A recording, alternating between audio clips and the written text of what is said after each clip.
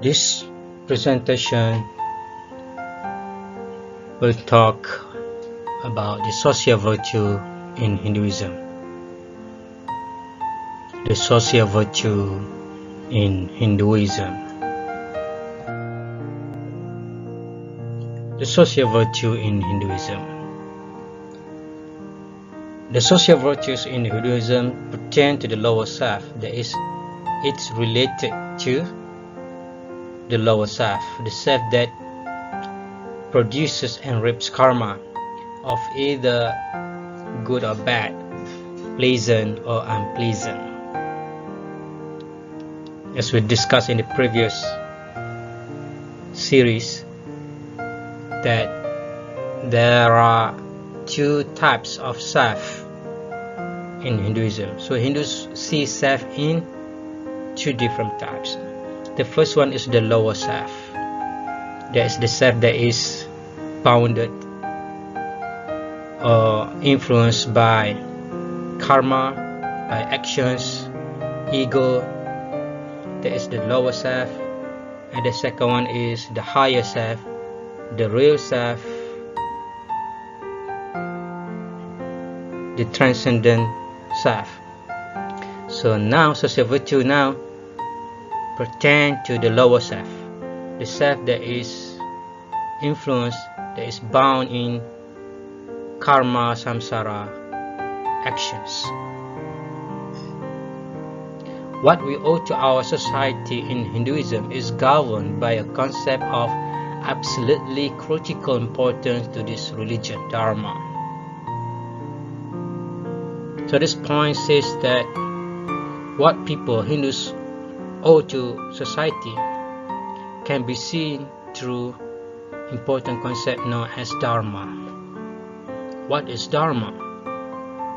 Dharma means duty, moral obligation, religious law or principle, and guides both the public and private life of the individual. So that is the meaning of dharma. Wide scope, comprehensive. It covers duty, moral obligation, religious law or religious principle. Following one's dharma is in most texts regarded as the supreme virtue. The secret to maximizing the accumulation of good karma for the lower self, as well as the principle of social order, interdependence, and mutual relations between the classes. So this point says that to follow one's dharma is considered as the supreme virtue. So it is very important for Hindus to follow their own dharma. Dharma comes into two forms in Hinduism. So there are two types of dharma, the general and the particular. The general dharma, or also known as the universal dharma, which is theoretically applicable to all Hindus regardless of their class or caste. So this is general or universal dharma. It is the universal, the general dharma that is applicable to all people regardless of their class or caste. Because Hindus, they in general they have this social system that is they form into different class or different castes, Brahmin, Kshatriya, Vaishya, Sudra, and other castes. But general dharma or universal dharma, this dharma is applicable to all castes, to all people, to all level, to all class of Hindus. The second form of dharma is known as particular dharma, also known as swadharma. Swadharma. This literally means one's own dharma. This is particular dharma. So it is the duty and virtue tailored to one's individual circumstance. So this dependent on one's individual situation, caste or class. Social virtues are included in both types of dharma. So social virtue can be found in both types of dharma, general dharma or particular dharma. List of the traits and qualities associated with general dharma includes like goodwill toward one's fellow men and women, the importance of speaking the truth when conversing with others, not stealing, maintaining the forbearance and tolerance in one's dealing with others, and being generous and giving to those in need, and to those pursuing religious lives that entail begging for alms. So in general, social virtues includes in general dharma refers to those general good deeds, good character, good actions, like speaking the truth, do not steal, forbearance, and to inculcate forbearance, tolerance, to be generous, to help people. So this is social virtues and general dharma. Especially important is the general applicable duty to practice non-violence towards others. So non-violence is more important. Do not harm others, do not injure others. It can be seen in the Manu. The social virtue as they relate to particularized duty is the particular dharma or swadharma, are guided by the birth and circumstances of the individual and how the individual is to fit into society. So social virtues in terms of particular dharma or swadharma, this one is related to particular or someone's birth and circumstances. So it is different from general dharma, which is applicable to all individuals, to all circumstances. But this one is specific. One swadharma does not always conform in every respect to the virtues adhering to general dharma.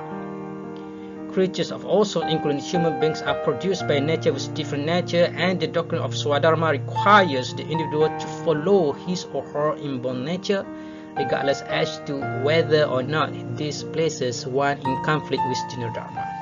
So Hindu belief there are two kinds of dharma, general dharma and swadharma. General dharma applicable to all circumstances, to all people, to all class and caste.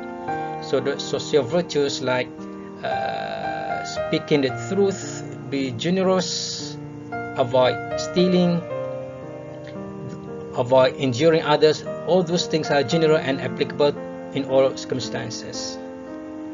But the particular dharma or swadharma, this is special.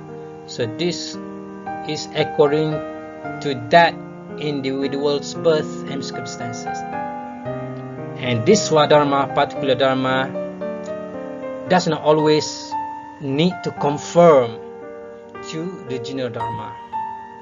But people, there is personal, individual need to follow his or her personal dharma, regardless whether it is in line or in conflict with general dharma. You can see on Manu. Before that, let's have a look at this social system. Try to understand how social system works in Hinduism. Generally, Hindus believe in this type of social system, that is social that are formed into different classes, different castes. There are four main castes in Hinduism. In Hindu society, there is Brahmin, Kshatriya, Vaishya and Shudra. So the upper one is Brahmin, refers to the Brahmins, the scholars of scripture. And then the Kshatriya,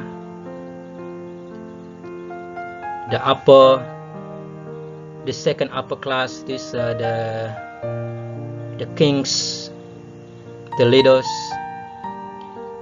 Then the Vaishya, the professionals.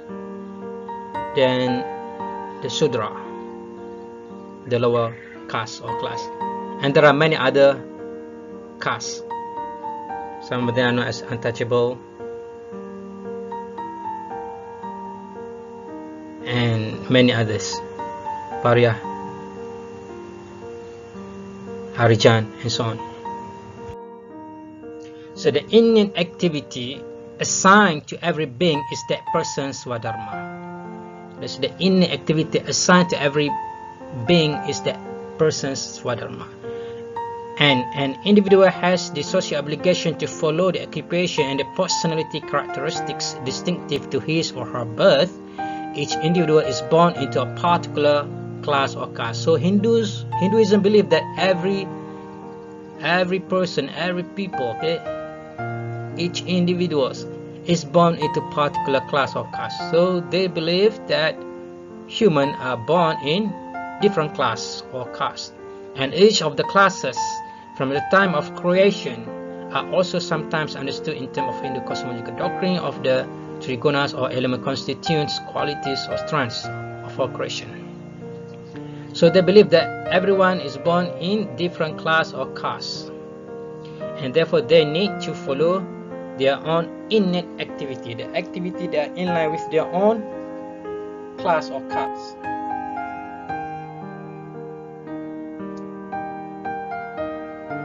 This is under description of the human creation, the essence of humans.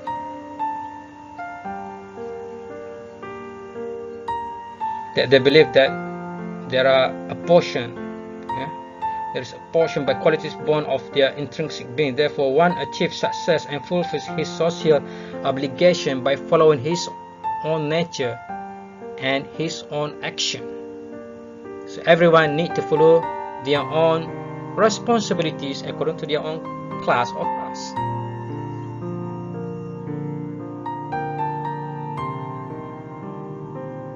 Each one achieves success by focusing on his own action. One finds success by focusing on his own action. This is from Bhagavad Gita. Better to do one's own duty imperfectly than to do another man's well. This also reminds us to focus on their own duty according to their own class or caste. That is better to do their own duty, although not perfect, than to do other duty perfectly. But to do their own duty, although imperfect, is better. A man should not relinquish action he is born to, even if it is flawed. So they need to accept it. The social virtue in this religion then refer primarily to remaining true to one's inborn nature and fulfilling one's duty by practicing the work and characteristic personality traits of one class. So social virtue in relation to personal dharma, swadharma, is to remain true to one's inborn nature, to obey, to accept one's inborn nature and try to fulfill one's duty, one's action according to their own caste or class. This according to Hinduism. Doing one's own dharma means assuming the duties that are proper to one class or caste. Your own duty done imperfectly is better than another man's done well. It is better to die in one's own duty. Another man's duty is perilous. In fact, to do another's duty is considered as adharma, that is evil.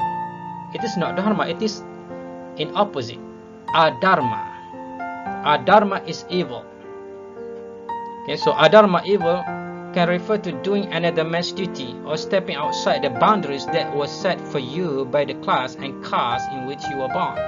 So in Hindu's perspective, in Hindu tradition, in Hindu society, they are not allowed to cross the boundaries of their caste or class. They need to follow their caste or their class.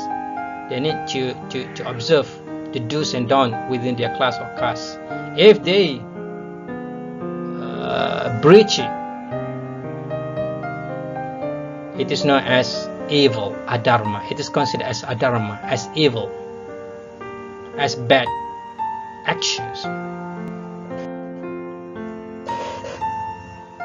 So from Swami Vivekananda, do your swadharma, this is truth. So Hindus believe that to follow one's own dharma, personal dharma, is very important. It's very important. And as we say that before this, there are two kind of dharma, the general dharma and the particular dharma or personal dharma. The general dharma is applicable to all people, all classes, all castes, all situations. And generally they refer to general ethical conducts like be generous, generosity, love, do not injure others, passion, and so on. Everyone can follow that one. But there is another dharma that is personal or individual dharma, swadharma. And when it comes to this dharma, this specific individual or personal dharma, Hindus need to follow their own dharma, their own work, their own responsibility, their own actions, their own tasks. Even though that action, that task, that responsibility is in contradict with the general dharma. For example, general dharma state that no injury, that is, do not injure others. But if this Hindus is warrior or army, so he need to follow his personal dharma as army, as warrior, that is to fight.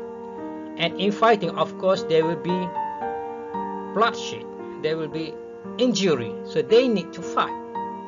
So in this case, fighting in general, we can say that to fight, to injure others will contradict to the general dharma of non-injury. But because he is in his situation as army, as warrior, so he need to play his role as army and warrior, and therefore he need to fulfill his personal dharma, his specific dharma, swadharma. So he need to be brave and need to fight to defend his family or to defend his country, his society. So he need to follow his own personal dharma. And one more thing, and it's important, is never try to do other dharma. Never step out of the boundaries of one classes.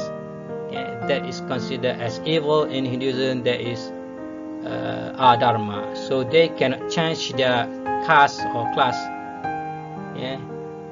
Only through rebirth they can change. So they need to do good deed, good karma, to accumulate good karma as many as they can.